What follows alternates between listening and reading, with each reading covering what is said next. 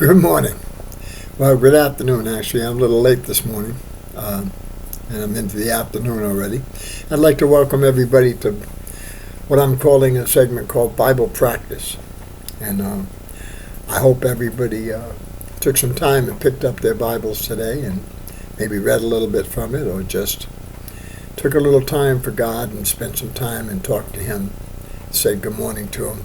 I know I've got in my life, I got the Christmas tree my wife and I had. I'm going to leave it up all year and sing happy birthday to Jesus every day. That way I'm bound to hit the actual day that He was born on. And I'll sing happy birthday to Him. And He's going to try to remind me, and He does. In his mysterious ways, He reminds me to do that each day. Okay, Bible practice. What I had yesterday, I think, was the saying, "Be still and know that I am God." And I challenge everybody to find that in the Bible. It's in there. And now some people don't have technology. They don't have computers. They don't have tablets and phones and whatnot. But they still might have a dictionary. They got friends that do have computers. Because if you have a computer or a tablet, you can put that phrase in on, you can go to any kind of Bible search software and put that phrase in. It will tell you where it is in the Bible. That's one way.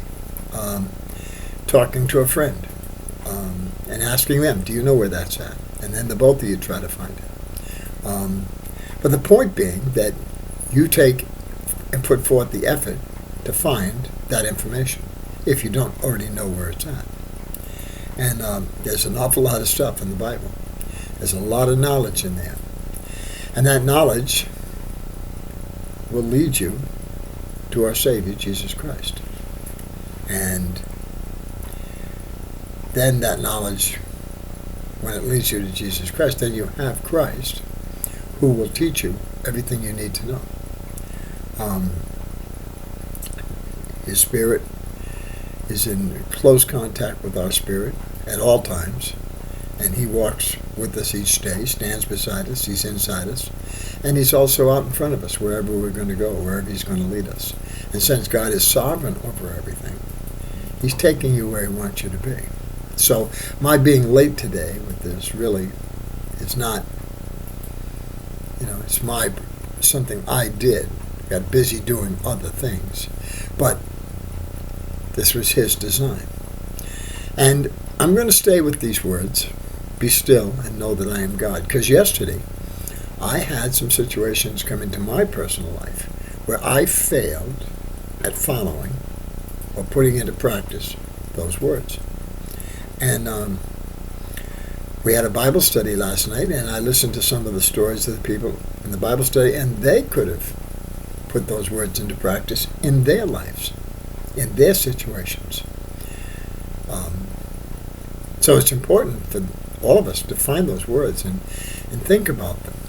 And when you do find them, you can look up in a dictionary. I did it this morning on the computer. I looked up the be still, just that phrase. What does it mean?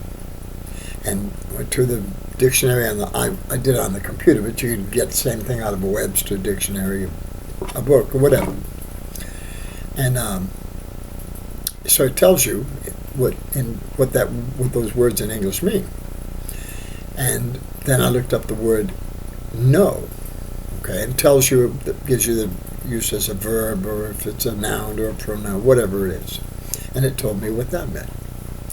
Okay, and it was very interesting to listen to what those words actually mean.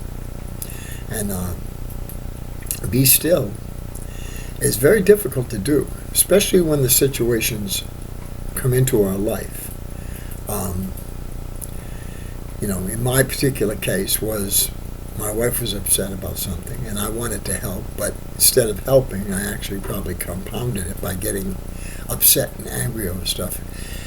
And what the Lord told me at the time, and I didn't listen at that time, was that if I had just been still, not said anything, been quiet, and just listened, let her vent, because she needed to vent, and know that He is God. He's taking care of her.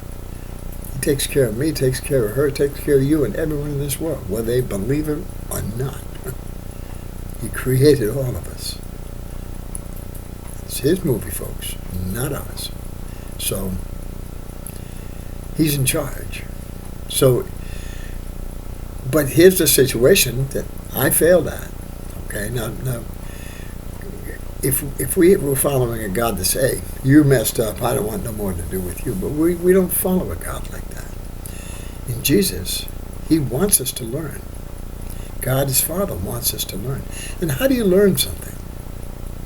You learn by having the same situation in a different form or fashion come back into your life. And today, I had a couple of things happen where those words popped into my, and I did a little better. Maybe I didn't do perfect. He's not looking for perfect. Eventually, he'll make us perfect. But right now, he's just looking for us to try, to put forth an effort. And that's what I've found as I look towards my fellow brothers and sisters out there. I find a lot of people with great knowledge, but I don't see them practicing a lot of that. Not that I can see. Maybe they are, but I don't see it. And because they need to practice it in their life, not just tell others about it. Just like I need to practice it in mine. That's what God's looking for. He wants us to be individually in touch with him. As a group also is nice, but individually, he wants us to talk to him.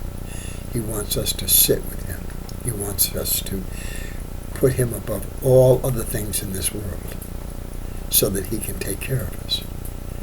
Because we are what? We are his children. You moms and dads, I never had a natural child of my own. We had I had one that passed away at birth, or actually before birth. But so from your moms and dads should understand that totally. You know, you love your children, and it's even tougher then because you want to protect them from everything. But really, God's the only one that can do that. I mean, you can do a good job in a lot of ways, but you have to give them over to God and let God protect them also the most.